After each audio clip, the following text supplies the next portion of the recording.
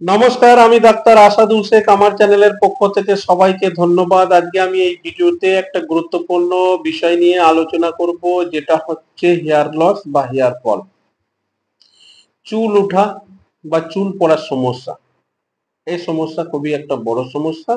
যদি কারো খুব কম বয়সে যদি চুল উঠে যায়, তাহলে বহুত রকম সমস্যা হবে। কি কি সমস্যা? দেখতে বহুত খারাপ লাগে, এই মাঝখানটা টাক হয়ে থাকে, বোল্ডনেস হয়ে যায়, দু সাইডে চুল থাকে, তো দেখতে খুবই খারাপ লাগে। অনেকজনে আবার মাঝে মাঝে টিটকারিও দেয় যে এত অল্প বয়সে চুল সব চলে গেছে। আবার কারো কারো কি হয়, চুল পাতলা হয়ে যায়, আরো দেখতে খারাপ লাগে। তো এই যে চুল উঠা বা চুল পড়ে যাওয়া, এই সমস্যা যে সমাধান, এর একটা সমাধান আমাদের হোমিওপ্যাথিতে আছে। চুল ওঠা, চুল পড়া এসব সমস্যার জন্য কিছু হোমিওপ্যাথিক ওষুধ আমরা ব্যবহার করতে পারি, যে ওষুধগুলো ব্যবহারের ফলে এই চুল ওঠার যে সমস্যা, চুল পড়ার যে সমস্যা, এটা অনেকটা হলেও কিছুটা হলেও কম হতে পারে। তবে আমি আজকে এই ভিডিওতে এই বিষয়টাই নিয়ে আলোচনা করব। তো ভিডিও শুরু করার আগে আমি বলতে চাই যে যারা আমার চ্যানেলে নতুন, তারা চ্যানেলটাকে অবশ্যই সাবস্ক্রাইব করে দিয়ে আর ভিডিওটাকে একটু লাইক করে দিন। তা চলুন বন্ধুরা, ভিডিও শুরু করি। চুল ওঠা, চুল পড়া, সেই সঙ্গে হোমিওপ্যাথিক চিকিৎসা বা হোমিওপ্যাথিক ওষুধ। ফার্স্টই আমাদের ঘরে দেখতে হবে যে কোন কারণের জন্য আমাদের চুল উঠে চলে যাচ্ছে, এর কারণটাকে খুঁজে বার করতে হবে। আর এই কারণ মোতাবেক আমাদের ঘরে চিকিৎসা করতে হবে। তবে কোন কোন কারণের জন্য চুল উঠে চলে যায় বা চুল পড়ে যায়, এক এক করে আমি বলতে থাকি। এক নম্বর যে কারণ, সেটা হচ্ছে হরমোনাল চেঞ্জেস। হরমোনাল চেঞ্জেসের কারণে অনেক সময় আমাদের চুল উঠে যায়। যেমন প্রেগনেন্সির সময়ে, চাইল্ড বার্থ, এইসব টাইমে অনেক দুর্মানার কি হয়ে যায়, চুল উঠে যায় বা চুল পড়ে যায়। এই সময় কি হয়, যে আমাদের ইস্ট্রোজেন হরমোন আছে, ইস্ট্রোজেন হরমোনের লেভেল কম হয়ে যায়। এর কারণে অনেকজনের চুল উঠে যায় বা চুল পড়ে যায়। দু নম্বর যে কারণ, থাইরয়েড যাদের প্রবলেম আছে, এই থাইরয়েড প্রবলেমের জন্য, যেমন হাইপোথাইরয়েডিজম, হাইপার থাইরয়েডিজম, এর প্রবলেমের জন্য অনেক সময় চুল উঠে যায় বা চুল পড়ে যায়। কিছু মেডিকেল কন্ডিশন, যাদের কেমোথেরাপি চলে, এই কেমোথেরাপির জন্য অনেকজনের চুল উঠে চলে যায়, চুল পড়ে যায়। আর কিছু হচ্ছে ফ্যামিলি হিস্ট্রি, জেনেটিক্যাল। এর মেইন যে কাজ, মেইন যে কারণ, বেশিরভাগই কারণ হচ্ছে ফ্যামিলি হিস্ট্রি।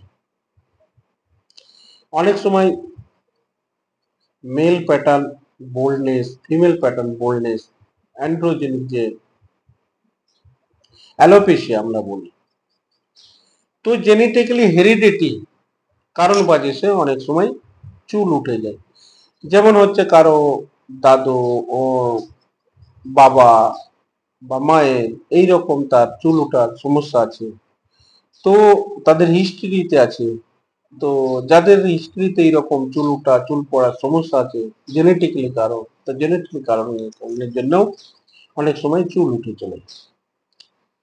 আর একটা আছে, বয়স হওয়ার সাথে সাথে অনেকজনের বয়সজনিত কারণের জন্য অনেক সময় চুল উঠে যেতে থাকে। এবার যে কারণের কথা বলবো সেটা হচ্ছে স্ট্রেস। স্ট্রেস, চিন্তা, টেনশনের কারণের জন্য অনেকজনের চুল উঠে চলে যায়, চুল পড়ে যায়। আর হচ্ছে poor diet, nutritional deficiency, vitamin, mineral, nutrition, nutrient, এইসবের কারণের জন্য চুল উঠে যায় বা চুল পড়ে যায়। তো এইসব কারণে চুল উঠে যায় বা চুল পড়ে যায়। তো এই কারণগুলোকে সবচেয়ে ফার্স্ট আমাদের আইডেন্টিফাই করতে হবে, আর এই কারণ মোতাবেক ট্রিটমেন্ট করতে হবে। তবে হোমিওপ্যাথি সিস্টেমে কিছু মেডিসিন আছে, যে মেডিসিনগুলো এই চুল ওঠা চুল পড়ার সমস্যার জন্য কিছুটা হলেও আরাম দেয়, কাজে লাগে। তো এক এক করে আমি এই হোমিওপ্যাথি ওষুধগুলোর নাম আলোচনা করতে থাকি। এক নম্বর যে হোমিওপ্যাথিক ওষুধ, সেই ওষুধটা হচ্ছে থোজা অপিশনালিস হোমিওপ্যাথিক মেডিসিন। এই ওষুধটা চুল ওঠা বা চুল পড়ার জন্য খুবই গুরুত্বপূর্ণ হোমিওপ্যাথিক ওষুধ। এই ওষুধটা ব্যবহার করতে পারেন। কিভাবে ব্যবহার করবেন?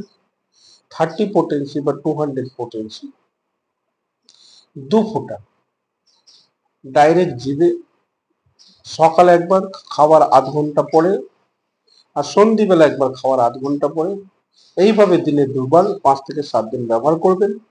ফের 1 মাস বন্ধ করে দেবেন, 1 মাস পরে ফের এইরকম দিনে দুবার 5 থেকে 7 দিন ব্যবহার করবেন। এইভাবে 3 মাস ব্যবহার করতে থাকবেন, দেখবেন কিছুটা হলেও চুল ওঠার সমস্যা সমাধান হতে পারে। নেক্সট যে ওষুধের কথা বলবো সেটা হচ্ছে সাইলেসিয়া হোমিওপ্যাথিক ওষুধ। চুল ওঠা বা চুল পড়ার জন্য খুবই গুরুত্বপূর্ণ হোমিওপ্যাথিক ওষুধ। 3 নম্বর যে হোমিওপ্যাথিক ওষুধের কথা বলবো সেই ওষুধটার নাম হচ্ছে সিফিয়া। সিফিয়া হোমিওপ্যাথিক ওষুধ খুবই গুরুত্বপূর্ণ এবং ইফেক্টিভ হোমিওপ্যাথিক ওষুধ হেয়ার লস বা হেয়ার ফলকে নিয়ে। 4 নম্বর যে হোমিওপ্যাথিক ওষুধের কথা বলবো সেটা হচ্ছে ফসফরাস। ফসফরাস হোমিওপ্যাথিক ওষুধও চুল ওঠা চুল পড়ার জন্য খুবই কার্যকারী গুরুত্বপূর্ণ হোমিওপ্যাথিক ওষুধ। 5 নম্বর যে হোমিওপ্যাথিক ওষুধটা কথা বলবো সেটা হচ্ছে লাইকোপোডিয়াম। এই লাইকোপোডিয়াম হোমিওপ্যাথিক ওষুধটা সিমটোমেটিক লক্ষণ দেখেও ব্যবহার করতে পারেন, আর কনস্টিটিউশনাল দেখেও ব্যবহার করতে পারেন। তবে যাদের পেটের সমস্যার কারণে চুল উঠে যায় তাদের ক্ষেত্রে এই লাইকোপোডিয়াম হোমিওপ্যাথিক ওষুধটা খুবই ভালো এবং গুরুত্বপূর্ণ হোমিওপ্যাথিক ওষুধ। নেক্সট যে ওষুধটার কথা বলবো এই ওষুধটা হচ্ছে ন্যাট্রামের হোমিওপ্যাথিক ওষুধ। এই ওষুধটা চুল ওঠা বা চুল পড়ে যাওয়ার জন্য খুবই গুরুত্বপূর্ণ ওষুধ। তো এই ওষুধগুলো যাদের চুল উঠে যায় বা চুল পড়ে যায় তারা এই ওষুধগুলো ব্যবহার করতে পারেন, তাহলে এই সমস্যার সমাধান কিছুটা হলেও হতে পারে। তবে বন্ধুরা, আমি এই ভিডিওতে আজকে আলোচনা করলাম কোন কোন কারণের জন্য চুল উঠে চলে যায় বা চুল পড়ে যায়, আর কোন কোন হোমিওপ্যাথিক ওষুধ এই চুল ওঠা বা চুল পড়ে যাওয়ার জন্য আমরা চিকিৎসা করতে ব্যবহার করতে পারি। তবে ভিডিওটা যদি ভালো লাগে তাহলে অবশ্যই একটা লাইক করে দেবে, চ্যানেলটাকে একটু সাবস্ক্রাইব করে দেবে। তবে মনে রাখবে এই ভিডিওটা শুধুমাত্র ইনফরমেশনাল এন্ড এডুকেশনাল পারপাসে অনলি। যদি কেউ হোমিওপ্যাথিক ওষুধ সেবন করতে চান তাহলে অবশ্যই কোনো না কোনো হোমিওপ্যাথিক রেজিস্টার্ড ডাক্তারের সঙ্গে পরামর্শ করার পরেই হোমিওপ্যাথিক ওষুধ সেবন করবেন। তবে বন্ধুরা, আজকের এই ভিডিওটা এই পর্যন্তই। পরে আবার আপনাদের সঙ্গে দেখা হবে আমার পরের ভিডিও। ততক্ষণ পর্যন্ত আপনারা সুস্থ থাকবেন, ভালো থাকবেন।